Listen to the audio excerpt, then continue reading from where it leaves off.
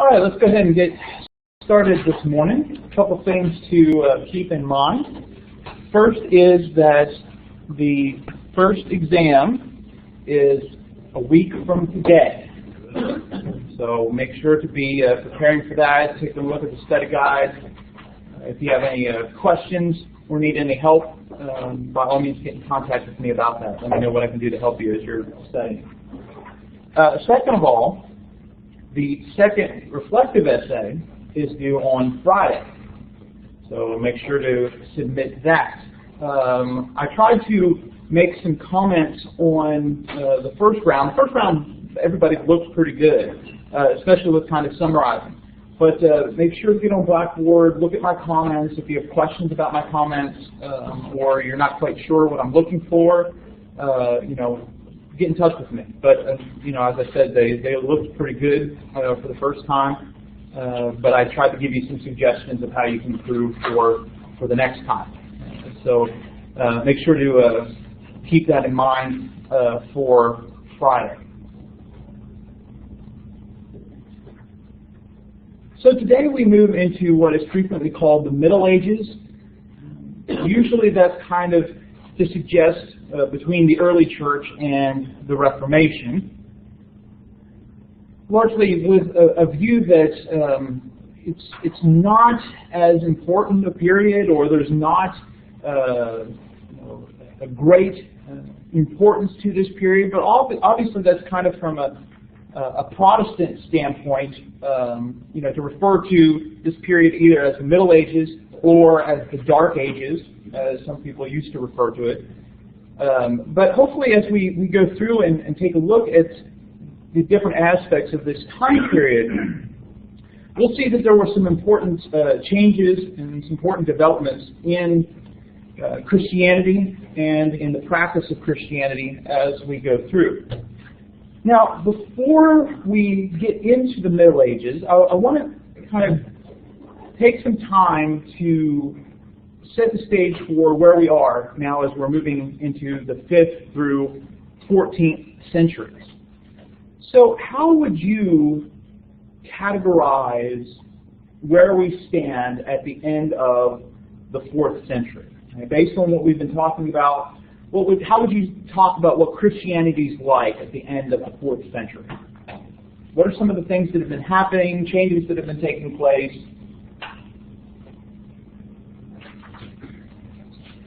Christianity is definitely legal.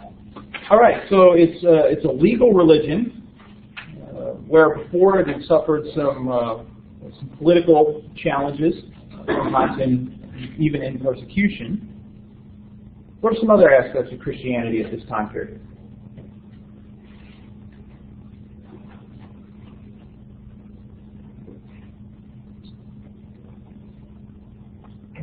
There's a danger of it becoming like a political power. All right, so Christianity not only is legal, but it has become the official religion of the Roman Empire. And with that, there are a variety of problems and challenges that Christians are facing that weren't a part of Christianity before that. Anything else you can think of that kind of talk about where Christianity is at the end of the Middle Ages, or at the end of the 4th century, before the Middle Ages?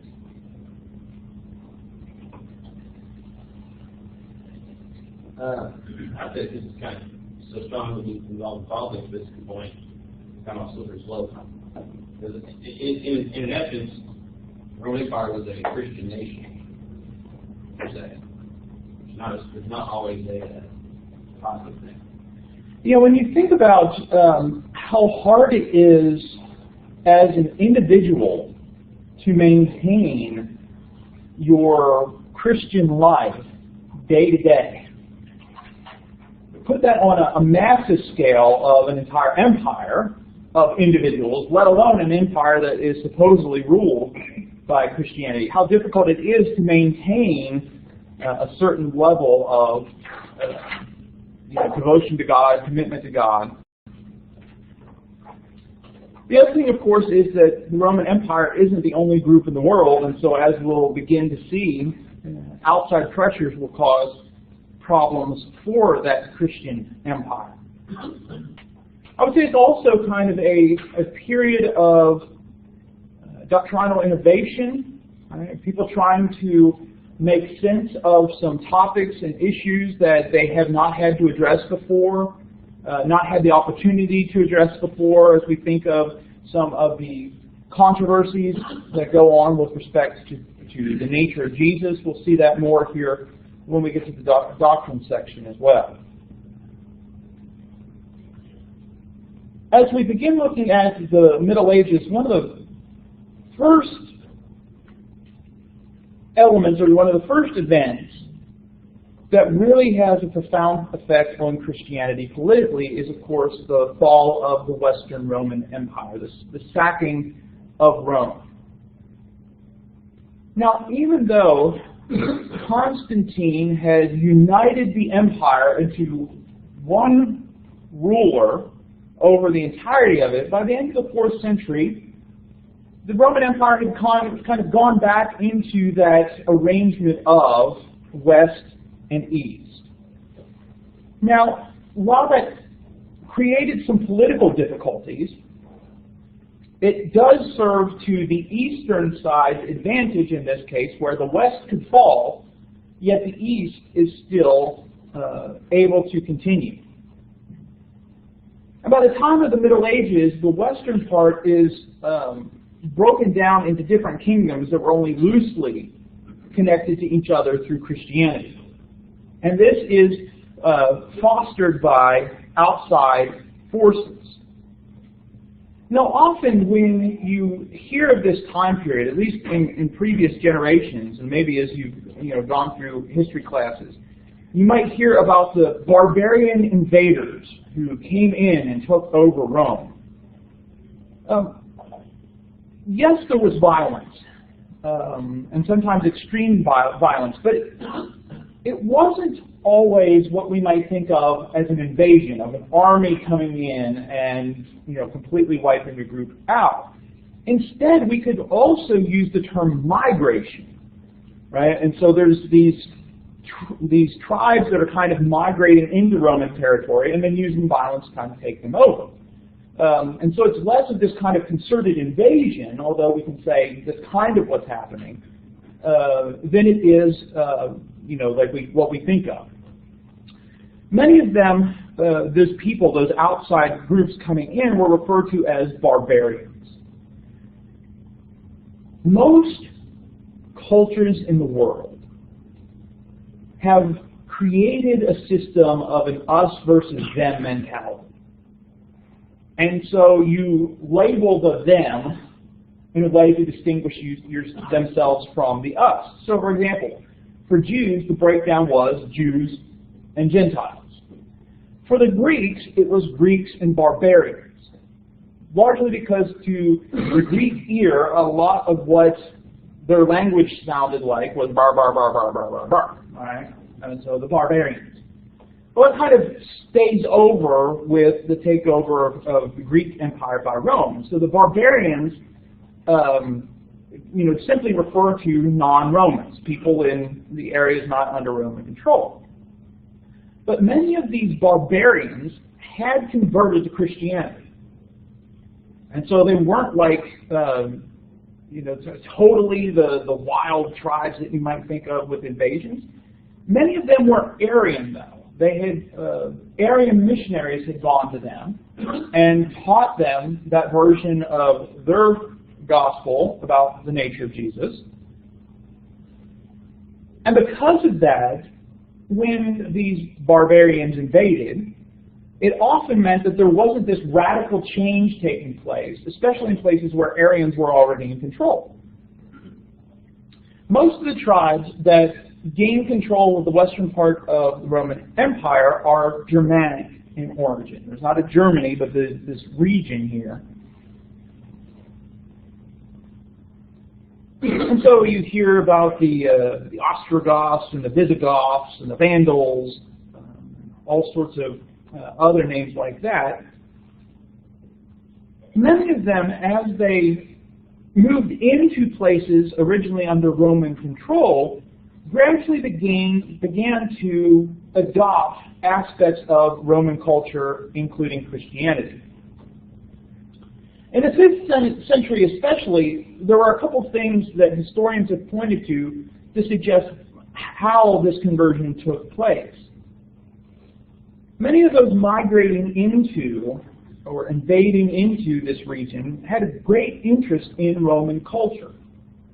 Especially for so long, Rome had dominated them, and so there was something they considered powerful about Roman culture, and by the 5th century that included Christianity. So there's this interest in how we harness this power that for so long had dominated. And especially when you think of the greater force of Christianity as a religion compared to their own religious traditions.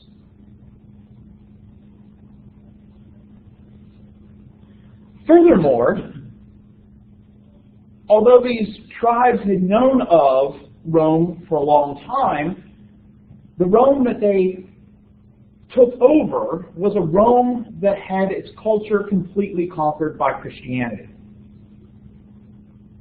And so not only are they interested in Roman culture, they're now interested in Christianity because of the power that it exerted on Rome.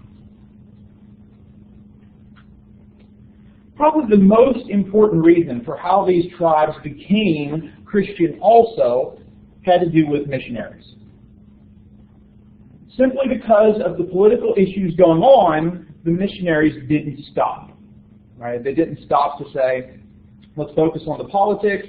No, instead they continued to find anybody that they could preach the gospel to.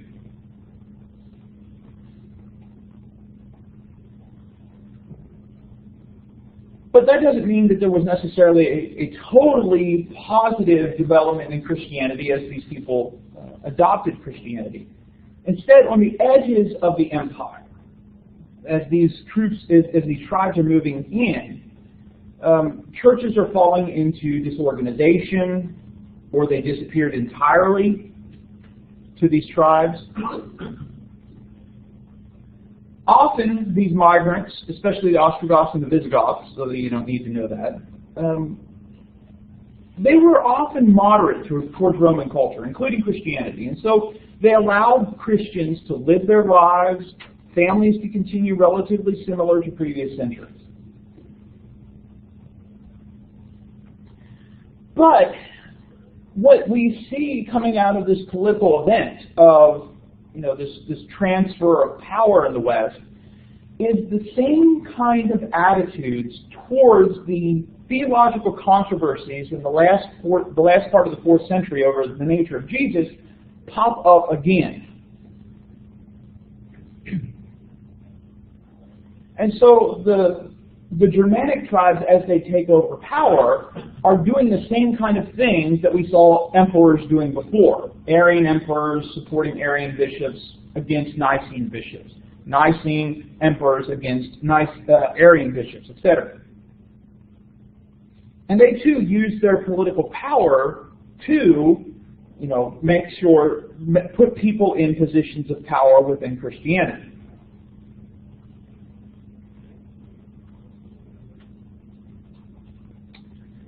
As we mentioned toward the end of the 4th century, not only was the political sphere, the government, involved in the church was often involved in government. And so bishops during the Middle Ages often acted as emissaries with invading forces, other political negotiations that needed to take place. So, for example, as Attila the Hun makes his way through Europe, Leo I, Bishop of Rome, goes out to meet him as he gets closer to the city of Rome. Additionally, churches often acted as sanctuaries where people could run to the church building to be safe. And many times that sanctuary was respected. Not always. Sometimes military forces would burn down churches or would go into churches and pull out the people that they were looking for. The city of Rome falls in the year 410. The last Roman emperor dies in 476, or is removed from his throne in 476. And we talked about briefly in the 4th century how Augustine writes his work, City of God, in response to all of this. As pagans were attempting to say, Rome loses its power, it's lost to these tribes because it became Christian. And so Augustine writes to try and convince people, no, it's not Christianity that's at fault.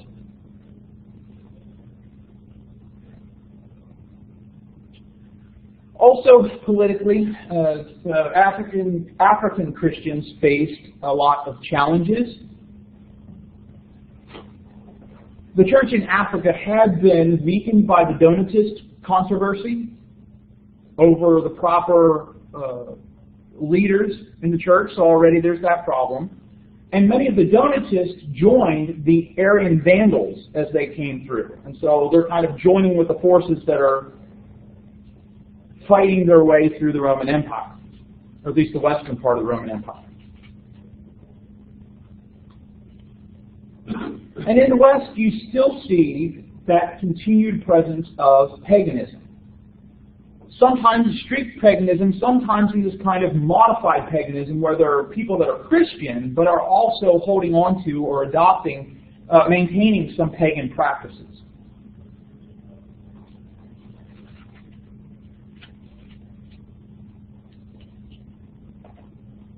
Questions about politics in the West?